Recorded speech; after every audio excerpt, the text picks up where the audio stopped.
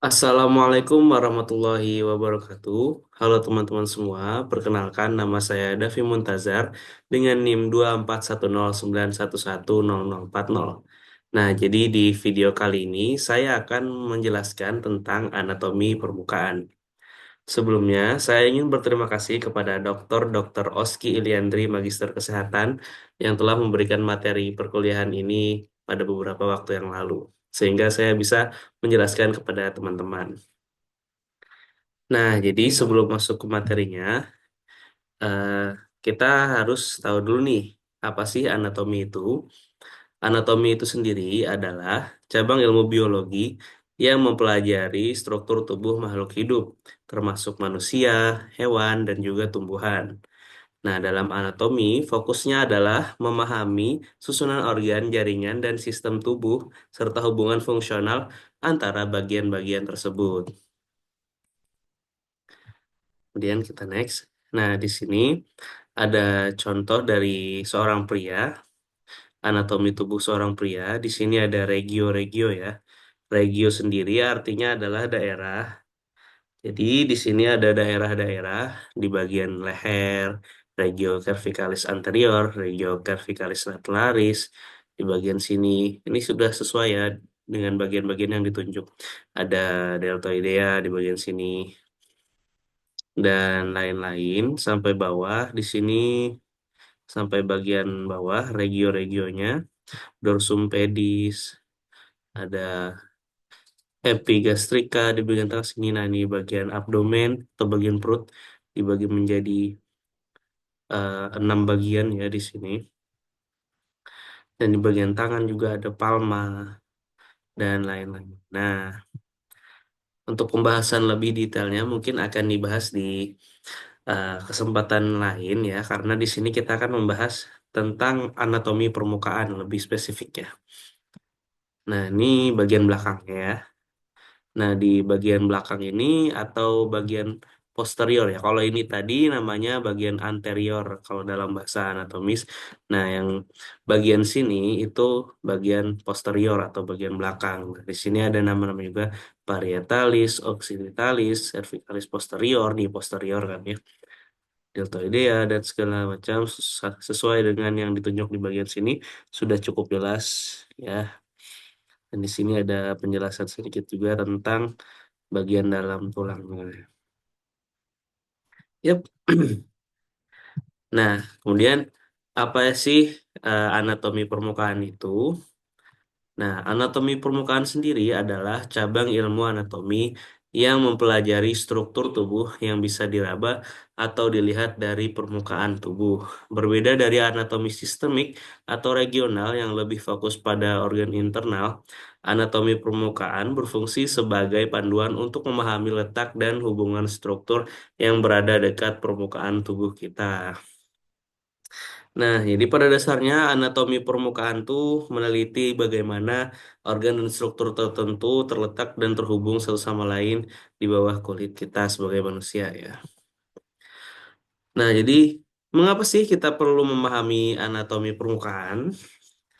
Nah, jadi ilmu ini tuh sangat penting terutama dalam bidang kesehatan ya, dalam bidang medis, dalam pemeriksaan fisik, tenaga medis itu bisa menggunakan ilmu ini pada bagian permukaan tubuh untuk mendeteksi adanya kelainan seperti pembengkakan ataupun mungkin massa yang abnormal.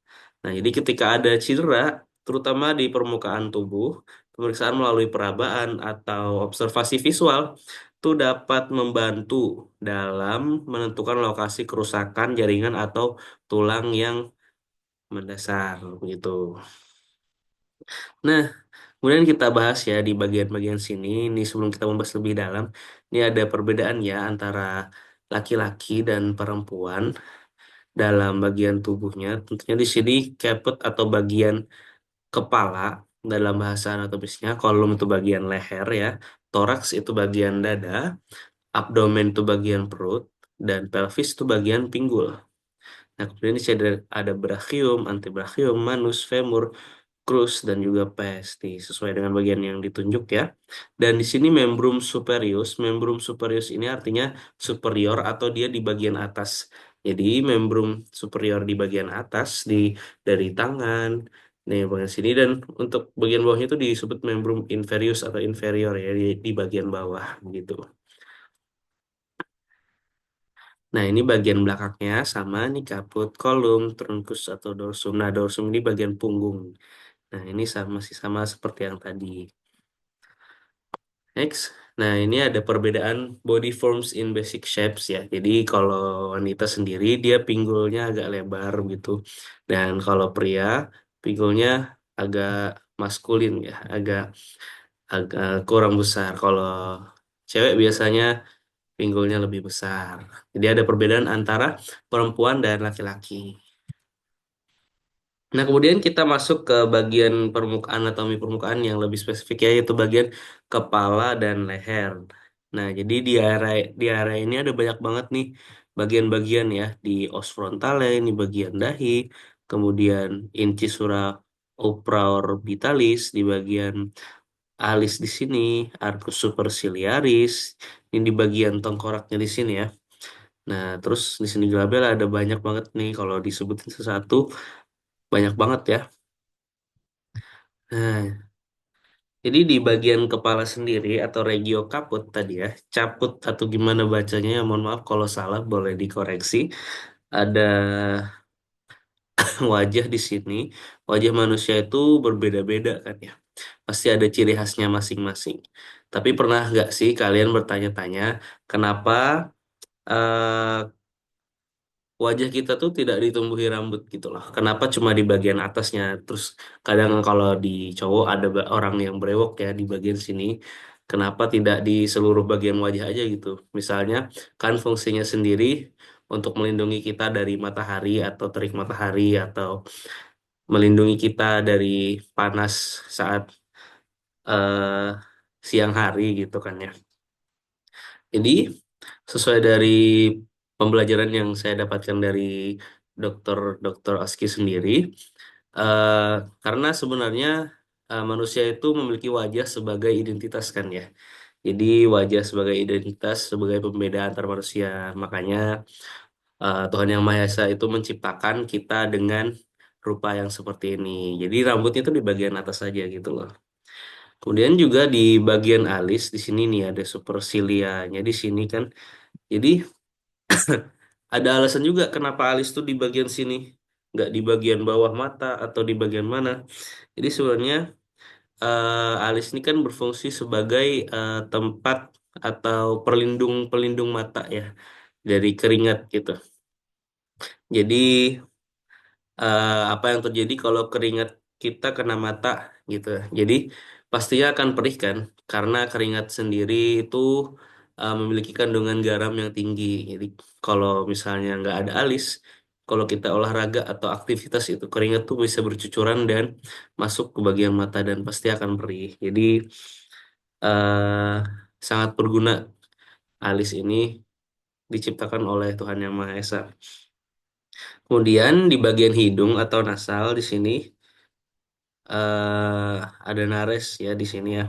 Jadi lubang hidung kita itu diciptakan menghadap ke bawah karena ada alasannya juga. Kalau misalnya lubang hidung kita menghadap ke atas gitu kan ya, itu pasti kalau keringat kemasukan tuh, kemasukan keringat ataupun mungkin kalau hujan kemasukan air ya, ataupun mungkin kalau ke depan, kalau kita lagi motoran, bawa motor gitu kan, pasti kemasukan debu kan.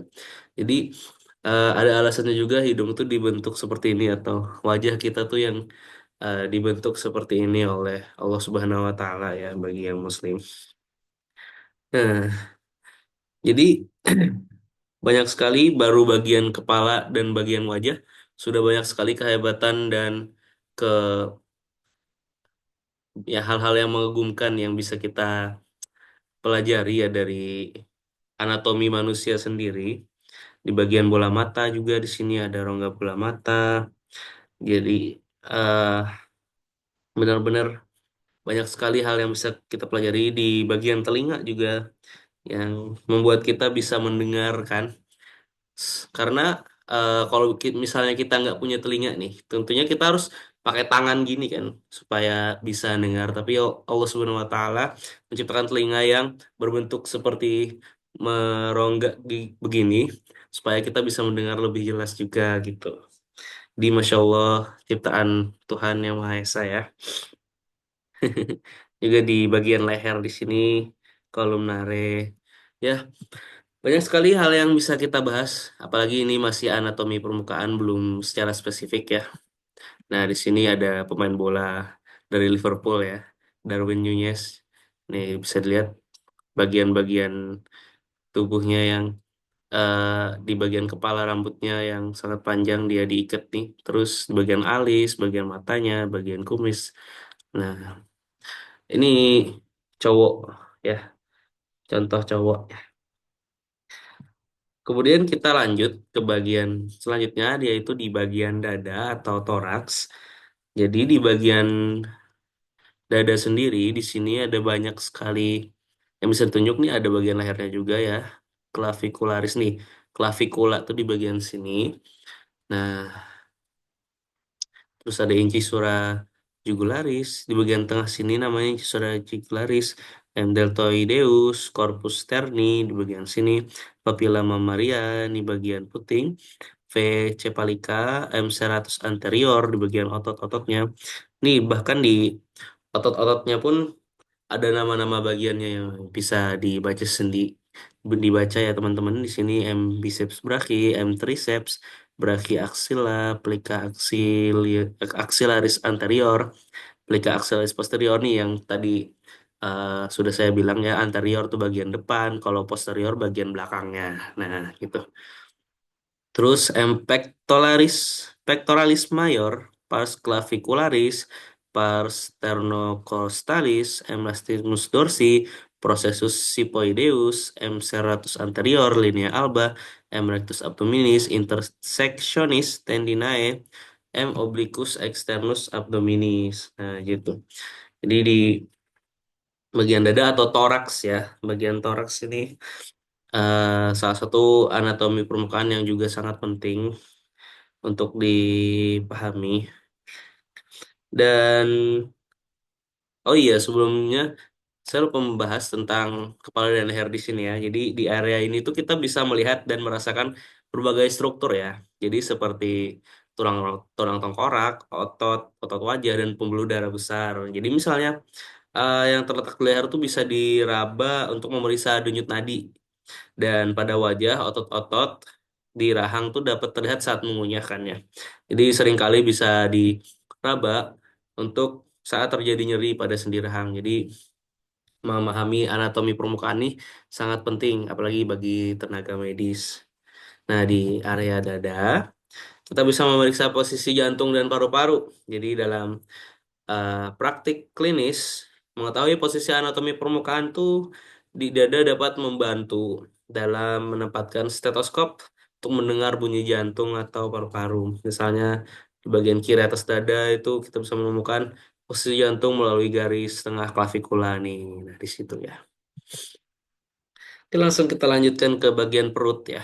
Di sini di bagian perut sendiri tadi ada erectus abdominis nih bagian abs. Dan dalam bahasa Inggris ya abs. Kalau yang sering olahraga biasanya abs day. Abs membentuk roti sobek ya, roti sobek di tengah perut kita sebagai laki-laki ya.